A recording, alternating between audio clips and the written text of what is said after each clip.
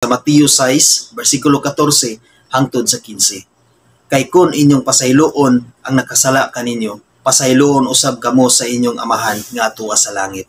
Apan kung dili ninyo sila pasayloon, dili usab kamo pasayloon sa inyong amahan nga atuwa sa langit. Mao na igsuon nga kinahanglan gid kita nga mopasaylo sa atong isig ka tawo. Kung adunay nakasala kanimo karon igsuon, pasayloa siya. Tungod kay kun moingon ka igsuon nga Lord pasayloa ako sa akong mga sala, nakasala ako sa nahuna, sa tinan-awan o sa binuhatan, apan wala nimo gipasaylo ang imong isig ka tawo, igsuon dili ka pasayloon sa Ginoo. Ang gusto ni Lord nga pasayloon nimo ang mga tawo nga nakasala kanimo.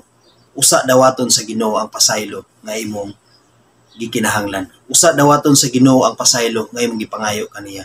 Tungod kay nag-ingon siya diri nga dili kaniya pasayloon kung ang mga tawo nga imong gidumtan, kung mga tawo nga imong gikalagutan, kung ang mga kaaway nimo wala nimo gipasaylo. Dili ka usab pasayloon sa Ginoo. Igsuon word na ni Lord, dili na word nako. Pulong na sa Ginoo igsuon. Gusto sa Ginoo igsuon nga i-remind kita na kung mangayo kita og pasaylo alang sa atong kaugalingon ngadto sa Ginoo, ang atong unahon igsuon, pasayloon nato ang atong isig ka tawo. Kung aduna man kita gikalagutan karon, kung naghuna-huna man kita og panimalos karon, kung naghuna-huna man kita og kasuko sa atong isig ka tawo karon, igsuon pasayloa siya.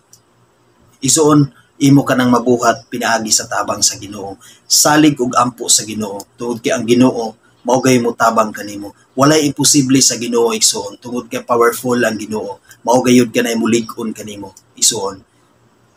Kung gusto ka igsuon og kapasayloan sa imong mga sala, gusto ka nga dawaton sa Ginoo ang imong pagpangayog pasaylo kaniya, pasayloa ang mga tawo nga nagbuhat kanimo og dili maayo. Pasayloa ang mga tawo naghatag kanimo kasakit. Iampo sa Ginoo ang tanan nga uban sa iyang panabang imo siyang mapasaylo ug pasayloon ka usab sa Ginoo. Amen igsoon. God bless sa tanan.